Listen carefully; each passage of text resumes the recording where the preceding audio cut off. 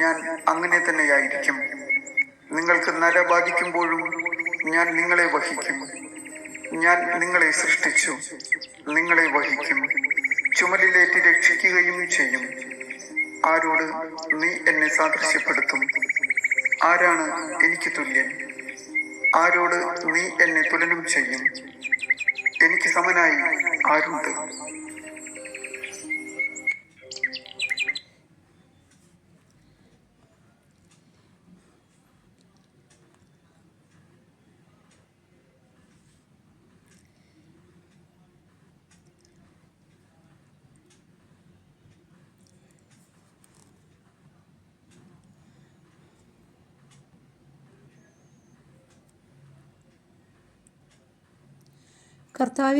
കർത്താവിൽ ശരണം വെച്ച് നിന്റെ ജോലി ചെയ്യുക. ദരിദ്രനെ സമ്പന്നനാക്കാൻ കർത്താവിനെ ഒരു നിമിഷം മതി.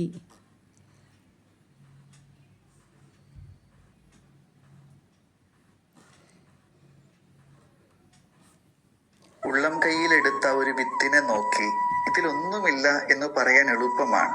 കാരണം ആ ചെറിയ വിത്തിനുള്ളിൽ നമുക്കൊരു മരത്തെ കാണാനാവില്ല. പക്ഷെ സത്യം മറ്റൊന്നാണ്. ഒരു കാട് അതിനുള്ളിൽ ഒളിഞ്ഞിരിക്കുന്നുണ്ട്. ജീവിതത്തിലും നമ്മൾ ഇങ്ങനെയല്ലേ? ചെറിയ ചില ശ്രമങ്ങൾ, ചില നല്ല പ്രവൃത്തികൾ, ഒരു ആശ്വാസ വാക്ക്, ഇതൊന്നും വലിയ കാര്യമല്ലെന്ന് നമുക്ക് തോന്നും. ആരും അത് ശ്രദ്ധിക്കുന്നില്ലായിരിക്കാം, ഒരു ഫലവും കാണുന്നില്ലായിരിക്കാം. പക്ഷെ കാലം അതിൻ്റെ സത്യം തെളിയിക്കും. അതുവരെയും ക്ഷമയോടെ കാത്തിരിക്കണമെന്ന് മാത്രം. സ്തുതിയായിരിക്കട്ടെ. ഉള്ളം കൈയിലെടുത്ത ഒരു വിത്ത്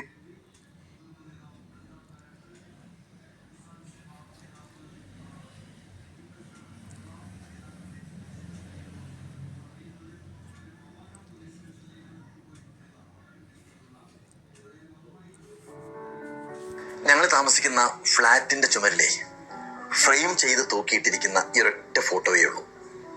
മകൻ വിസ്മയ് കലാം സാറിന്റെ അരികിലിരുന്ന് എടുത്ത ഈ ഫോട്ടോ. ഓരോ തവണ ആ ഫോട്ടോ കാണുമ്പോൾ എൻ്റെ മനസ്സിലേക്ക് ഓടി വരിക ആ മനുഷ്യന്റെ എളിമയാണ്. രാഷ്ട്രപതി സ്ഥാനത്തിരിക്കുമ്പോൾ അദ്ദേഹത്തെ ഞാൻ 2-3 തവണ അവിടെ പോയി കണ്ടിട്ടുണ്ട്. പിന്നീട് ഒരിക്കല് ആ സ്ഥാനത്ത് നിന്ന് അദ്ദേഹം വിരമിച്ച ശേഷം തിരുവനന്തപുരത്തേക്ക് വന്നപ്പോഴാണ് അദ്ദേഹത്തിന്റെ സെക്രട്ടറി RK പ്രസാദ് വിളിച്ച് ഞാൻ തിരുവനന്തപുരത്ത് ഉണ്ടോ എന്ന് അന്വേഷിച്ചത്. അങ്ങനെ ഞാനും കവിതയും വിച്ചുവും തിരുവനന്തപുരത്തെ രാജ്ഭവനില് അദ്ദേഹത്തെയും കാത്തങ്ങനെ ഇരുന്നു. അന്നത്തെ ഫ്ലൈറ്റ് ഒരുപാട് ലേറ്റ് ആയതിന്റെ പേരിൽ അദ്ദേഹം രാജ്ഭവനിലെത്തിയത് രാത്രി ഏകദേശം ഒരു 11:30 മണിയൊക്കെ കഴിഞ്ഞപ്പോഴാണ്. അത്ര ക്ഷീണിതനായിരുന്നിട്ടും അദ്ദേഹം എൻ്റെ മകനെ ഇങ്ങനെ അരികിലിരുത്തി കുറേ വർത്തമാനം പറഞ്ഞതും അവന്റെ സ്വപ്നങ്ങൾക്ക് ചിറക് മുളപ്പിച്ചതും ഇന്നും എനിക്ക് മറക്കാനാവില്ല. ഞങ്ങളുടെ ഫ്ലാറ്റിന്റെ ചുമരിൽ തൂങ്ങിക്കിടക്കുന്ന ഈ ഫോട്ടോ ഇല്ലേ, ഇതൊരു ഫോട്ടോ മാത്രമല്ല, നേരെ മറിച്ച് ഇതൊരു പാഠപുസ്തകമാണ്. എത്രമാത്രം ഉയരങ്ങളിൽ ഇരിക്കുമ്പോഴും അത്രമാത്രം വിനയത്തോടുകൂടി ഇരിക്കണമെന്ന് ഒരു വലിയ മനുഷ്യൻ പറയാതെ പറഞ്ഞു തന്ന ഒരു വലിയ പാഠമാണത്.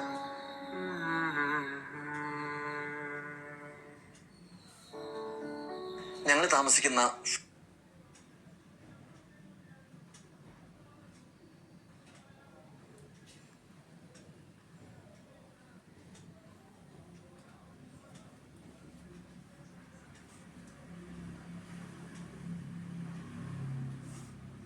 ചിലപ്പോഴൊക്കെ തോന്നാറുണ്ട്, ഒറ്റയ്ക്ക് ജീവിച്ചാലും ഇത്രയൊന്നും വേദനിക്കത്തില്ല. ഈ സ്വന്തമെന്ന് വിളിക്കുന്ന ആളുകളുടെ നടുവിൽ നിൽക്കുമ്പോഴും ആരുടെയും ഹൃദയത്തിൽ നമ്മൾ ഇല്ല എന്നറിയുന്ന ഒരു വേദനയുണ്ടല്ലോ. സ്വന്തമെന്ന് കരുതിയവരിൽ പോലും സ്വന്തമാകാൻ കഴിയാതെ പോയൊരു വേദന. ചില ബന്ധങ്ങൾക്ക് പേരുകൾ മാത്രമേ ഉണ്ടാകൂ, ഹൃദയമൊന്നും ഉണ്ടാവില്ല. അവരുടെ ജീവിതത്തിൽ നമ്മൾ ഉണ്ടാകുന്നത് സ്നേഹമായിട്ടല്ല, ദിവസവും കണ്ടൊരു ശീലമായിട്ടാണ്. ചിലരുടെ സൗകര്യങ്ങൾക്കൊപ്പം നടന്നു പോകുന്ന മനുഷ്യരാണെന്ന് നമ്മൾ. ഒരാളുടെ ജീവിതത്തിൽ ദിവസവും ഉണ്ടായിട്ടും ഹൃദയത്തിൽ ഒരു നിമിഷം പോലും ഇല്ലാതാകുന്ന ഒരവസ്ഥയുണ്ട്. ആൾക്കൂട്ടത്തിലുള്ള അവഗണനയേക്കാൾ സുരക്ഷിതം ആത്മാഭിമാനമുള്ള ഒറ്റപ്പെടലാണ്. ചിലപ്പോഴൊക്കെ തോന്നാറുണ്ട്, ഒറ്റയ്ക്ക് ജീവിച്ചാലും ഇത്രയൊന്നും വേദനിക്കത്തില്ല. ഈ സ്വന്തമെന്ന് വിളിക്കുന്ന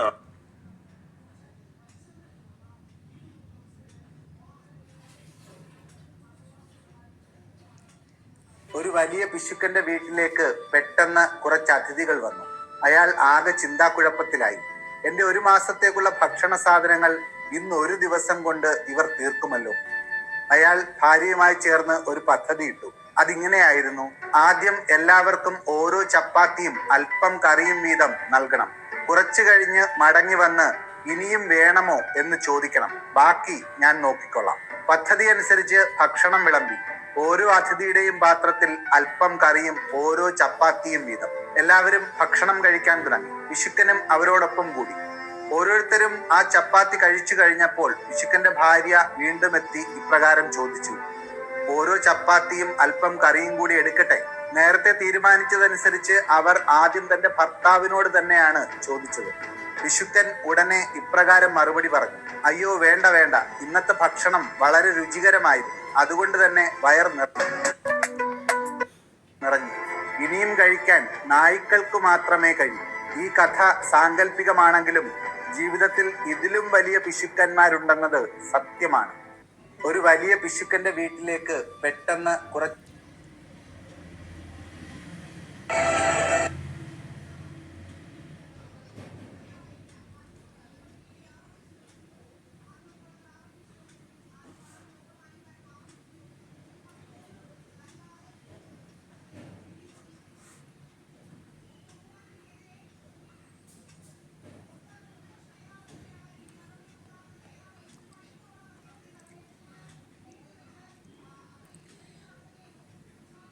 നല്ലൊരു ചിന്ത. സന്തോഷ് എച്ചിക്കാനത്തിൻ്റെ ബിരിയാണി എന്ന ഒരു ചെറുകഥയുണ്ട്. ആയിരക്കണക്കിന് ആളുകൾ പങ്കെടുത്ത ഒരു വിരുന്ന് നടക്കുകയാണ്. ആഘോഷങ്ങളെല്ലാം കഴിഞ്ഞപ്പോൾ ഒരുപാട് ബിരിയാണി ബാക്കി വന്നു. ബാക്കിയായതെല്ലാം കുഴിച്ചുമൂടാൻ അവർ തീരുമാനിച്ചു. കുഴിയെടുക്കാൻ ഒരു അതിഥി തൊഴിലാളിയെ നിയോഗിച്ചു. അയാൾ വന്ന് കുഴിവെട്ടാൻ തുടങ്ങി. എന്തിനാണ് ഈ കുഴി എന്ന് അയാൾക്ക് അറിയില്ലായിരുന്നു. കുഴി വെട്ടുന്നതിനിടയിൽ ബിരിയാണിയുടെ മണം അയാളുടെ മൂക്കിലേക്ക് തുളച്ചു കയറി. ഇതോടെ തനിക്കും ബിരിയാണി കിട്ടുമെന്ന പ്രതീക്ഷയിൽ അയാൾ കുഴി വെട്ടാൻ തുടർന്നു. കുഴി പൂർത്തിയായപ്പോൾ വരിവരിയായി വലിയ ചെമ്പുകളിൽ ബാക്കി വന്ന ബിരിയാണി അവിടെ എത്തിച്ചു. അയാളുടെ പ്രതീക്ഷകളെല്ലാം തെറ്റിച്ചുകൊണ്ട് ബിരിയാണി മുഴുവൻ കുഴിയിലേക്ക് തട്ടാൻ അവർ നിർദ്ദേശിച്ചു. കുഴി നിറഞ്ഞ ബിരിയാണി മുകളിലേക്ക് പൊങ്ങി വന്നപ്പോൾ അതിൻ്റെ മുകളിൽ കയറി ചവിട്ടി താഴ്ത്താൻ അവർ അയാളോട് പറഞ്ഞു. പക്ഷേ അയാൾക്കതിന് കഴിഞ്ഞില്ല. അയാളുടെ കൈകാലുകൾ വിറച്ചു, കണ്ണുകൾ നിറഞ്ഞു തുളുമ്പി. കരഞ്ഞു നിൽക്കുന്ന അയാളെ കണ്ട് അടുത്തു നിൽക്കുന്ന ആരോ ചോദിച്ചു: നിങ്ങളുടെ പേരെന്താണ്? ഗോപാൽ യാദവ്. അയാൾ മറുപടി പറഞ്ഞു: വീട് എവിടെയാണ്? ബീഹാറിലാണ്. വീട്ടിൽ ആരൊക്കെയുണ്ട്? ഭാര്യയും മകളും. മോൾ എന്താ, പഠിക്കുകയാണോ? അല്ല, അവൾ മരിച്ചുപോയി. എങ്ങനെ? വിങ്ങിപ്പൊട്ടി അയാൾ പറഞ്ഞു: പട്ടിണി കൊണ്ട്. കുഴിച്ചു മൂടാൻ ഇട്ടിരിക്കുന്ന ബിരിയാണി നോക്കി അയാൾ വീണ്ടും പറഞ്ഞു: പട്ടിണി കൊണ്ട്. ലോകത്തിലെ ഏറ്റവും വലിയ വികാരം, ഏറ്റവും വലിയ വേദന അത് വിശപ്പ് തന്നെയാണ്. നമ്മുടെ പ്ലേറ്റിൽ ഒരു വറ്റെങ്കിലും ബാക്കി വയ്ക്കുമ്പോൾ ഓർക്കുക, ഈ ലോകത്ത് എവിടെയോ ഒരു കുഞ്ഞ് ഒരിറ്റു ഭക്ഷണത്തിനായി കരയുന്നുണ്ടാകാം. അത് കിട്ടാതെ പട്ടിണി കിടക്കുന്നുണ്ടാവാം. ഇത് വായിച്ചപ്പോൾ 2007 എൻ്റെ പുസ്തകം രാജാവായിരുന്നിട്ടും പാവം ഈശോ എന്ന പുസ്തകം പ്രകാശനം കഴിഞ്ഞ് എല്ലാവർക്കും ചായയും ഒരു പാക്കറ്റിൽ കുറച്ച് സാധനങ്ങൾ, ഉഴുന്നുവട, അത് അങ്ങനെയുള്ള ഭക്ഷണമാണ് എല്ലാവർക്കും കൊടുത്തത് കഴിഞ്ഞപ്പോൾ. പക്ഷേ എല്ലാം കഴിഞ്ഞപ്പോൾ കുറച്ച് അധികം പാക്കറ്റുകളായിട്ട് ബാക്കി വന്നു. അപ്പോൾ രാത്രി ഒരു 10:30 ആയിട്ടുണ്ട്. എനിക്കിത് കണ്ടപ്പോൾ ഇനിയൊരു നാളേക്ക് വെച്ചിട്ട് എന്തിനാ അത്, ആരെക്കെങ്കിലും ഇന്ന് തന്നെ എത്തിച്ചാൽ നല്ലതല്ലേ എന്ന് കരുതി അവിടെ നിന്ന് നെല്ലിക്കുന്ന് ഒരു 15 കിലോമീറ്റർ അകലെ ഒരു ഓർഫണേജ് ഉണ്ട്. അവിടെ ഭക്ഷണം കൊടുക്കലെല്ലാം കഴിഞ്ഞിട്ടുണ്ടാവുമെന്ന് എനിക്കറിയാം. എങ്കിലും എനിക്കൊരു സമാധാനവും ഇല്ല. ഞാൻ രാത്രി ഇവിടെ നിന്ന് 10 കിലോമീറ്റർ ഉണ്ടാവും, 10 കിലോമീറ്റർ അകലെയുള്ള അവിടെ പോയി വണ്ടി ഓടിച്ച് ഈ ഭക്ഷണം ഒക്കെ പാക്കറ്റുകളെല്ലാം പാക്ക് ചെയ്ത്, പൊട്ടിക്കാത്തതും എല്ലാം പാക്ക് ചെയ്ത്, അപ്പോൾ IPS അലക്സാണ്ടർ ജേക്കബാണ് പുസ്തകം പ്രകാശനം ചെയ്യാൻ വന്നിരുന്നത്. അദ്ദേഹത്തെ വീട്ടിലേക്ക് വിരുത്തി അദ്ദേഹത്തിന് ചായയും ഇതെല്ലാം വീട്ടിൽ കൊടുത്തു. അദ്ദേഹത്തിന് ഒരു കൊച്ച് ഉണ്ണീശോയുടെ രൂപമാണെന്ന് തോന്നുന്നു, ഒരു കൊച്ചു സമ്മാനം കൊടുത്തു. അദ്ദേഹത്തെ പറഞ്ഞയച്ചതിന് ശേഷം പിന്നെയും കുറച്ച് കാര്യങ്ങളൊക്കെ ആയി. വൈകി രാത്രി 10:30 എല്ലാം കഴിഞ്ഞ് ഫ്രീ ആയപ്പോൾ അപ്പോഴാണ് ഈ ഭക്ഷണ സാധനത്തിൻ്റെ പാക്കറ്റുകൾ കണ്ടത്. ഉടനെ തന്നെ വണ്ടിയെടുത്ത് രാത്രി 10:30 ഈ ഓർഫണേജിലേക്ക് പോയി. 10-15 കിലോമീറ്റർ അകലെയുള്ള ഈ ഓർഫണേജിൽ പോയി. അവിടെ ചെന്നപ്പോൾ എല്ലാവരും ഭക്ഷണം കഴിച്ച് കിടന്നു. അപ്പോൾ ഞാൻ ചെന്ന് കഴിഞ്ഞ് അവിടുത്തെ സിസ്റ്റർ എന്നോട് പറഞ്ഞു, സിസ്റ്ററെ ഞാനത് ഇങ്ങനത്തെ ഇതാണ്, ഞാനത് ഇപ്പോൾ തന്നെ കൊണ്ടുവന്നു, ഇതെല്ലാം കഴിക്കണ്ടോ, അവരെ ഒന്ന് വിളിക്കുമോ എന്ന് ചോദിച്ചു. എല്ലാവരും ഉറങ്ങി. പക്ഷേ ആ സിസ്റ്റർ വിളിച്ചു എന്നുള്ളതാ. എല്ലാവരെയും വിളിച്ചിരുത്തി കൊണ്ടുപോയ ചായയും പാക്കറ്റ് പലഹാരങ്ങളും എല്ലാം വിളമ്പി ചായയും കൊടുത്തു. എന്തൊരു സന്തോഷമായിരുന്നു ആ കുട്ടികൾക്ക്. വലിയ ആൾക്കാരല്ല, കൊച്ചു കുട്ടികളാണ്. എല്ലാവരും എഴുന്നേറ്റ് ഭക്ഷണം കഴിക്കൽ കഴിഞ്ഞിട്ട് വരെ സന്തോഷം കൊണ്ട് അത് കഴിക്കണം കണ്ടപ്പോൾ എൻ്റെ മനസ്സിലൊരു സമാധാനം. അന്നേ ഞാൻ വിചാരിച്ചു, ദൈവമേ എന്തോരം ഈ കാറ്ററിങ് കല്യാണം എല്ലാം കഴിഞ്ഞ് കല്യാണത്തിനേക്കാളും മുന്നേ നമുക്ക് കൊണ്ടുപോകാൻ പറ്റില്ല, തികയാവുമെന്ന് വയ്ക്കണം. കല്യാണം കഴിഞ്ഞാലും 5 മണി നേരത്തൊക്കെ നമ്മൾ ഫ്രീ ആകുമ്പോൾ വൈകുന്നേരത്തേക്ക് നമുക്കതൊക്കെ പാക്ക് ചെയ്ത് കൊടുത്താൽ എത്ര നല്ലതാണ്. വേസ്റ്റാക്കി കളയണേക്കാളൊക്കെ എത്ര നല്ലതാണ് അങ്ങനെയെന്ന് ഞാൻ അന്നേ വിചാരിച്ചു. ഇടയ്ക്ക് ആരോടൊക്കെയോ പറഞ്ഞിട്ട് അങ്ങനെ വന്നപ്പോൾ ഞാൻ കൊണ്ട് കൊടുത്തിട്ടുമുണ്ട് വേറെ ആൾക്കാരുടെ. ഇത് വായിച്ചപ്പോൾ എനിക്കിത് ഓർമ്മ വന്നപ്പോൾ ഞാൻ പറഞ്ഞു എന്ന് മാത്രം.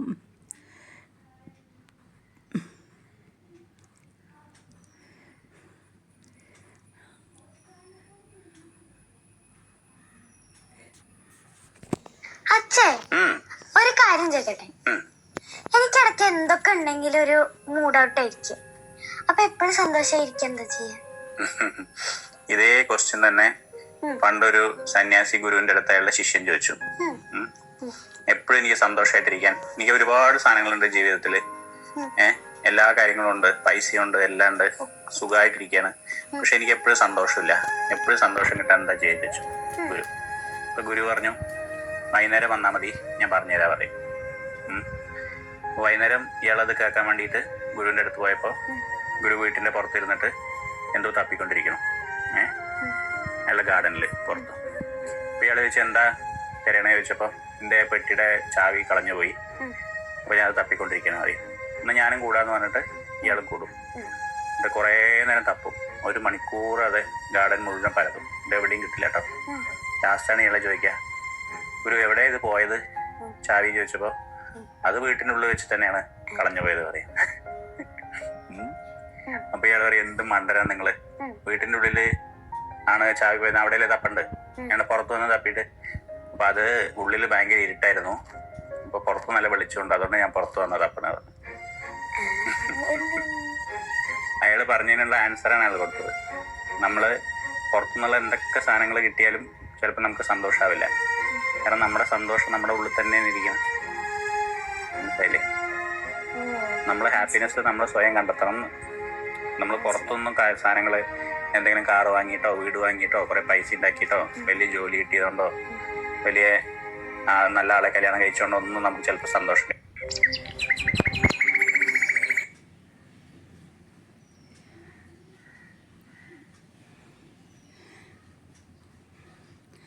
ഇത് പറഞ്ഞപ്പോൾ നമുക്ക് എന്തൊക്കെ ഉണ്ടെങ്കിലും നമുക്ക് സന്തോഷം, ചിലപ്പോൾ പുറത്തുനിന്ന് എന്തൊക്കെ ഉണ്ടെങ്കിലും നമുക്ക് സന്തോഷം ഉണ്ടായെന്ന് വരില്ല. നമ്മുടെ സന്തോഷം നമ്മുടെ ഉള്ളിൽ തന്നെയാണ് ഇരിക്കുന്നത്.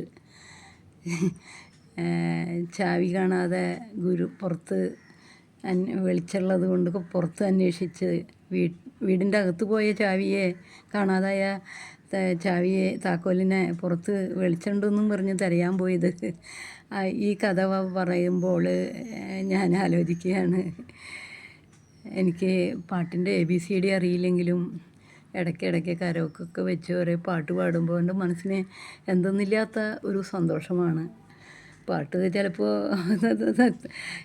പാട്ടറിയുന്നവർക്ക് തനി ബോറടി ആയിരിക്കും, എങ്കിലും എൻ്റെ മനസ്സിലത്തെ സന്തോഷം ഞാൻ തന്നെ കണ്ടെത്തണ്ടേ. എനിക്കാരും വേറെ സന്തോഷം തരാൻ പോകുന്നില്ല. എൻ്റെ ഉള്ളിലെ സന്തോഷം ഞാൻ തന്നെ കണ്ടെത്തണം. അതുകൊണ്ടാണ് ഇടയ്ക്കിടയ്ക്ക് ഓരോ പാട്ടൊക്കെ പാടുന്നത്.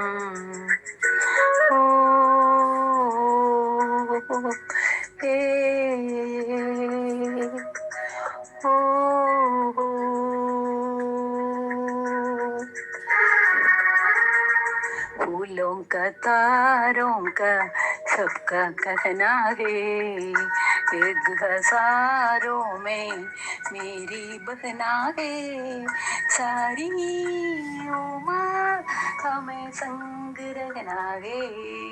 फूलों का तारों का सबका कहना है, एक हजारों में मेरी बहना है, सारी उम्र हमें संग रहना है। फूलों का तारों का सबका कहना है।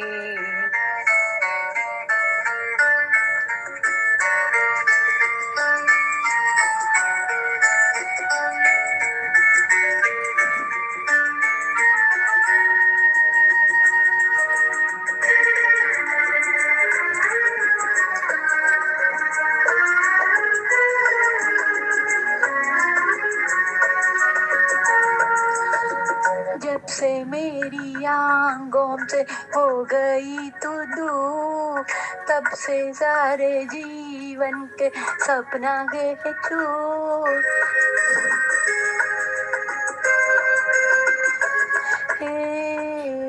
जब से मेरी आंखों से हो गई तो दूर, तब से सारे जीवन के सपना के जो आंखों में नींद ना मन में चलना है, एक हजारों में मेरी बहना है, सारी उम्र हमें संग रहना है। फूलों का तारों का सबका कहना है, हे ओ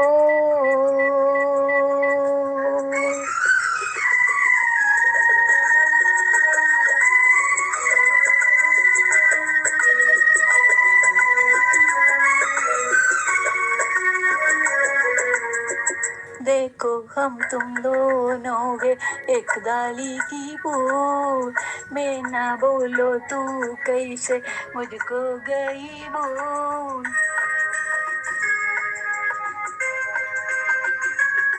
हाँ देखो हम तुम दोनों गे एक डाली के फूल, मैंने बोलो तू कैसे मुझको गई भूल। आ मेरा पास आ के जो कहना है, एक हजारों में मेरी बहना है, सारी उम्र हमें संग रखना है। फूलों का तारों का सबका कहना है।